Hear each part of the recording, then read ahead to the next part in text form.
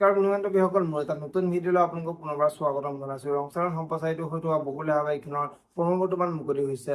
আপোনালোকে যদি বকুলা হাবাইখন চাই ভাল পায় তেনেহ'লে ভিডিঅ'টো এটা লাইক কৰি আমাৰ চেনেলটো ছাবস্ক্ৰাইব কৰি ল'ব। এনেকুৱা ধৰণৰ আপডেট মোক পাই থাকিবলৈ। বকুলা হাবাইখনৰ আজিৰ খণ্ডিত দেখিবলৈ পাব অদিতিয়ে আজি আশ্ৰমলৈ যাব আৰু অদিতি আশ্ৰমলৈ যোৱাত পেহীয়েকে অদিতিক আজিও এখন নটিচ আহিছে। 5 দিনৰ ভিতৰতে আমি আশ্ৰমখন খালী কৰিব লাগিব। তোৰ শহুৰ দেউতাই তোৰ যৌতুকত এই আশ্ৰমৰ মাটিখিনি বিচাৰিছে বুলি অদিতিৰ আগত কোৱাত অদিতি আচৰিত হৈ পৰিব আৰু অদিতিয়ে, পেহী আপুনি চিন্তা কৰি থাকিব নালাগে, মই জীয়াই থকালৈকে আশ্ৰমখন কোনে একো কৰিব নোৱাৰে বুলি পেহীয়েকৰ আগত ক'ব।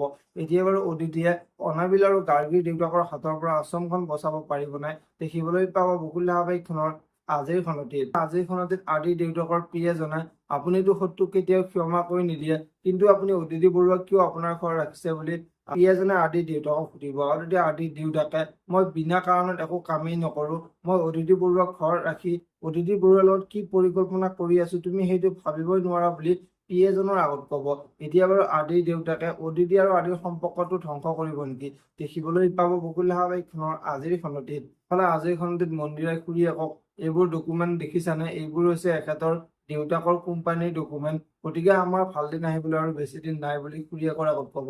এতিয়া বাৰু মন্দিৰাই আদিৰ দেউতাকৰ কোম্পানীটো নিজৰ নামলৈ আনিব নেকি দেখিবলৈ পাব বকুলা হাবাইখনৰ আজিৰ খনতিত। যদি আপোনালোকে বকুলা হাবাইখন চাই ভাল পায় তেনেহ'লে ভিডিঅ'টো এটা লাইক কৰি আমাৰ চেনেলটো ছাবস্ক্ৰাইব কৰি ল'ব। এনেকুৱা ধৰণৰ আপডেট মোক পাই থাকিবলৈ ধন্যবাদ।